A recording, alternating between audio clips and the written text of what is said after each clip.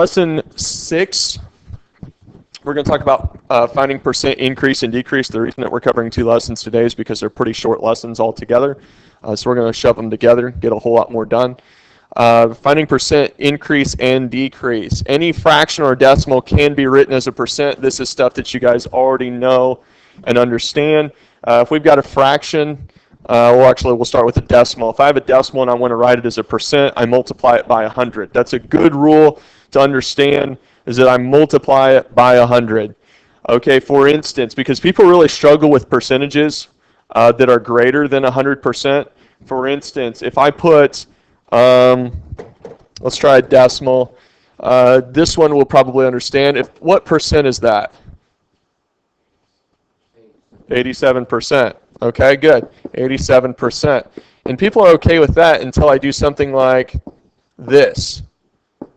And then they make that 29%. What is the percent for that? 293%. All right? Because the same rule applies, is that I'm taking 2.93 times 100, right? Or I'm still moving the decimal place over 2 places to the right, correct?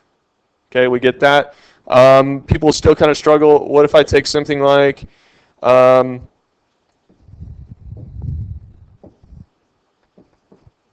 what's that? What is that in terms of a percent? Well, what can I do to find out, to be sure? Move the decimal place 2 places to the right. What is it? What? 4%? It's 0.4% or 0.4%. Can I have a percent that's less than 1? Yeah, I can have a fraction of a percent, right?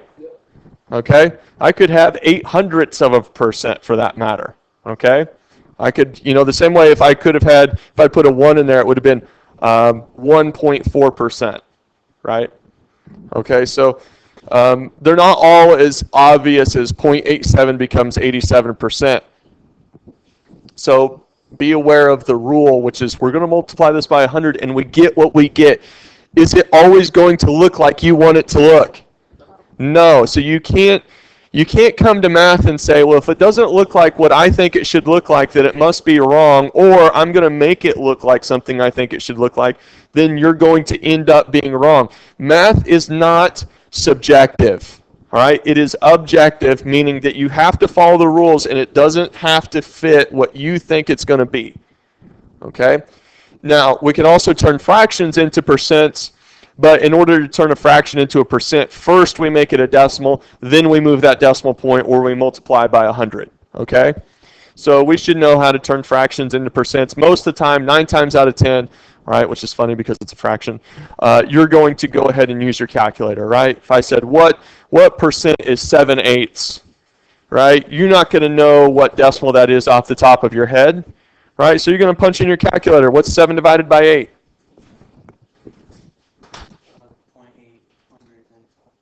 0.805? 0.875. So it would be 87.5%, right? Okay. All right, so we get that. We understand that. Now, some fractions are a little easier to figure out, like 1/2. What is that as a percent? 50%, right? We can do that in our head. 1/4 is 25%, right? Yeah, I think fractions over 9 are pretty easy because it's just a repeating decimal. Right. Well, like even 1/3. I know that's 0.3 repeating, so it's 33 1/3%. All right. I think 2/3 is 0.6 repeating, so that's 66 2/3%, or 66.6 repeating percent. Okay, some of them are a little easier. Now we're going to talk about percent change. This is where you want to write some things down because you may not automatically know this. A percent change is an increase or decrease. We can have a percent increase or percent decrease given as a percent of the original amount. So we can figure out how much, by what percent has something been increased and by what percent has it been decreased by. Okay? You see this out shopping in places like that. Again, how many of you answered the question in the homework that I asked you to answer, the 2-sentence question? Hopefully everybody, right? How am I ever going to use this? Good. All right, because again, that same question is going to be asked of you again today, right? So this would be an easy one, all right? Because I'm kind of giving you the answer. We start talking about percent change. You know, you see this on like bottles of shampoo, now 20% more free, you know, or 30% bigger, whatever it is. That means the original amount has been either increased or decreased. Okay, so in order to find percent change, we're going to find the amount of increase or the amount of decrease. What is the difference between the new amount and the old amount? Okay, and then we're going to put that over the old amount or the original amount. So when the new amount is greater than the original amount, the change is a percent increase. Okay, when the new amount is less than the original amount, the change is a percent decrease. Let's go ahead and work with some numbers, but let's work with your numbers. Somebody give me a number. 8. Okay, let's say our original number is 8. Somebody give me another number. 2. Okay, all right, so our new number is 2. Our original number was 8. All right, so I'm going to do 2 minus 8. That means new minus original over original. Okay, so if you want to write that down, new minus original over original is going to be percent change. Okay, so what is 2 minus 8? Negative 6. Okay, negative 6 divided by 8. This is where we plug it in. You know, you can reduce that down to what? Negative 3/4, right? Okay, negative 3/4 as a decimal is what? Negative 0.75. What is that as a percent? Negative 75%, which means we have a 75% what? Increase or decrease? Decrease. Do we see how this works? Okay, so we've had a 75% decrease. If I said, hey, I'm going to sell, we're selling headphones, and the original price was $8, but they're going to go on sale, we're going to sell them for $2. What I could also say is headphones, 75% off. Does that make sense? All right, that's how we calculate that. And so if you worked at a store and your manager came in and said, hey, we're selling headphones, I want you to go ahead and change the price. I want you to put a sign up that says headphones 75% off, but you've got to figure out how much you're selling them for, right? So you would have to do this math in order to figure out, oh, okay, we're selling them at $2 for a set of headphones, okay? So do you start to see, okay, the math that I'm learning today is not something that I'll never use. Now, I'll say this, you know, and I'm kind of getting off topic here. I know, because we've been talking about this in cat time, you guys have things that you want to do in life, right? Hopefully big things. Hopefully you've got big dreams and things that you want to do. Just because you want to be, let's say you want to be an engineer, or what kinds of things do you want to do? Throw some stuff out. What do you want to do? What do you want to do? You want to be a veterinarian. Okay, let me throw this out here.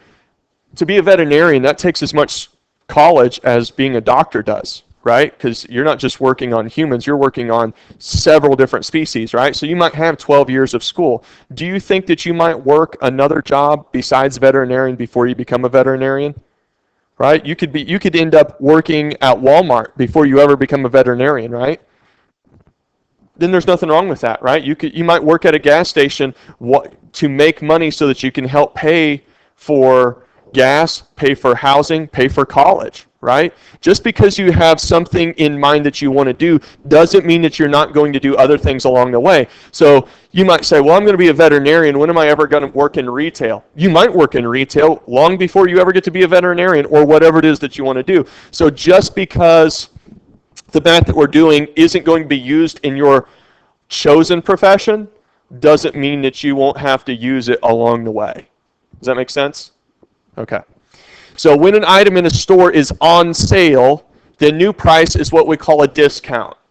Okay? It's been discounted by so much. Kind of like our 75% off. The amount of a discount is the difference between the old and new price, like what we saw. Okay? New minus original over original. That's our discount, and it's a negative number. It is a percent decrease, just like we saw 75% off. On the other hand, when the price of an item is increased, the increase is a markup. Does anybody in here want to go into business someday? You want to run your own business. Okay, what kind of business do you want to run? Like a lawyer. You want to be a lawyer, okay? That doesn't necessarily work for what I want to do here, but does somebody in here want to sell? You want to be an inventor? No? Okay. Well, then I'm going to scratch this. Let's say, for instance, you want to sell shoes, okay? You're a shoe designer. You make shoes. You're a cobbler, something like that, okay? Whatever it is that you make, do you want to sell it for what it cost you to make it? No. Right, you want to sell it for more. Why? Why do you want to sell it for more than what it cost you to make it? So you keep on buying supplies. Right, because you have inventory, right? You have to buy more materials. You're going to have to buy rubber and leather and laces and all these other things in order to make your shoes, correct? But if I only mark it up enough to pay for more supplies, can I buy bread? Can I buy milk? Can I pay for my apartment? Can I feed my kids? No, I can't. You know why? Because let's say it costs me $2 to make a pair of shoes. Okay.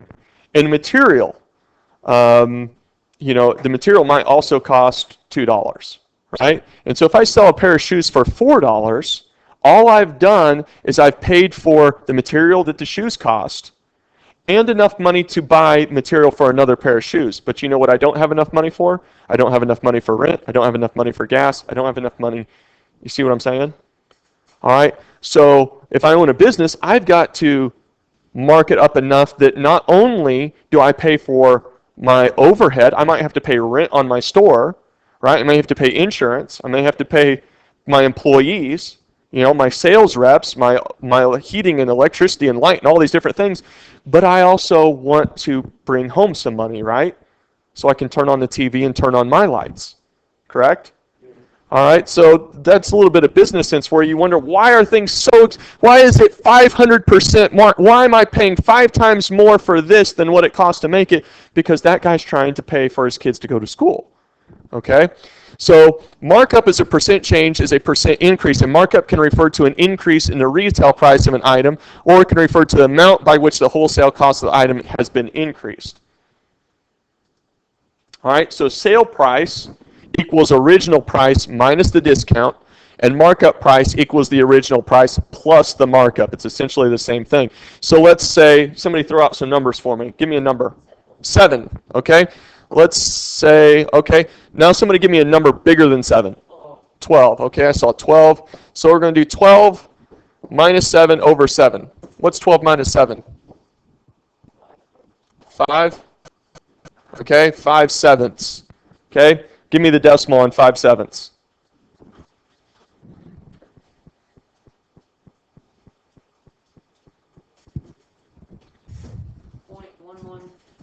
Negative 0.11. Whoa, 5/7 is negative? 0.714. 0.714. So what is the markup? It's 71.4%. Okay? So you're paying 71.4% more than what the original price of it was. Okay? And that can mean a lot of different things. All right, lesson 7. Solving linear equations. What time are we out of here? 36. I'll try to hurry along here. An equation is this statement that two expressions are equal. Okay? So I've got something on the left-hand side and something on the right-hand side. That's what makes it an equation. Okay? 4x minus 3 is not an equation. 4x minus 3 equals 7 is an equation. Do we see the difference? Right. And there has to be something on the other side of that equal sign, right? It can't be 3x plus 2 equals. There's not enough information there, right? Okay, so a number is a solution of an equation in one variable if substituting the number in for the variable results in a true statement. Okay, so saying x equals 2 after I've solved that, that is a solution. And whenever I plug 2 back in, does it cause those two sides to balance or equal each other? If not, if one side is bigger than the other, then it's not equal, then it's an untrue statement. The middle school FBLA meeting that was scheduled for today, and Mrs. Youngstrom has been moved to Thursday. Okay, none of you are middle school, right? So let's move on here. An equation can be solved using the properties of equality to transform the equation into an equivalent equation. I'm hoping and praying that this stuff you guys are already familiar with. You guys already do this. How many of you are familiar with solving equations? Everybody in here, okay? We have the addition property of equality, meaning that we would add the same number to both sides, right? If A equals B, then if I add C to both sides, here's me adding C to both sides. For instance, if I had, well, anyway, I won't give an example, but we know when we would add C to both sides, correct? Okay. So we've done that where we've added. We also do that with subtraction where we subtract the same thing from both sides. Typically, when we see addition, we subtract to the other side, right? So that it balances, so we're doing the same thing. And then we call that a property of equality because we are doing it to both sides. Okay? All of these are properties of equality. All right? So if I want to undo addition, I'm going to use subtraction. If I want to undo subtraction, I'm going to use addition. What is the opposite of division? Multiplication. So if I want to undo division on one side of the equation, right, I'm going to multiply by that number on both sides, exactly. If I have multiplication, right, let's say I've got 4x on one side, 4x equals 8, for instance. If I have 4x equals 8, and I want to solve for x, what do I have to do on both sides? Divide by 4 because this is multiplication. In order to undo it, all right, I have to divide. All right, so we have to use the opposite operation on both sides in order to balance it. Oh, did I mess up? Yeah, I definitely messed up. Sorry. Brain fart. Okay. I was looking at Eric's face there. Mr. Wilcox is a moron. Why is this guy teaching me? He can't even divide two numbers. Okay. All right, so we're all familiar with these properties, correct? Great. And that is it for that. So let's take a quick look at some questions here just to make sure that we're apprised of this. What is the percent change from 40 to 50? Okay, so some of the wording here changes a little bit. If I'm going from 40 to 50, what is the new number? Because it's new minus original over original, right? What's the new number if I'm going from 40 to 50? 50. All right, so 50 what? Minus 40 over what? 40. What's 50 minus 40? 10. What goes on the bottom? 40. Does this reduce to what?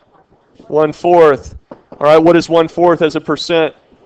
25%. Now, is this increase or decrease? Increase because it's positive, right? If it's positive, it's increase. If it's negative, it's decrease. All right, are we good so far there? All right, if my original, no, that would have changed it a little bit. If I went from, let's say, 40 to 30, if I went from, so my new number would have been 30, I would have had 30 minus 40 over 40. I would have had negative 10 over 40. I would have had negative 1/4. It would be a drop in 10, it would be a decrease of 25%, right? 25% decrease. We have a 25% increase. Our answer is A there. Let's see. Do we feel pretty good about some of this? Let's look at like question number 4. Okay. Here's an example of an equation. What's the first thing I would do with this? Distribute. So I would get like 5t plus 10, right? 5t, because I'm going to distribute it to both, equals what? What do I need to do to the right-hand side before I do anything else? Combine like terms, so I have 13t plus 20. Okay, this wants me to solve, so we're solving for t here. What do you want to do now?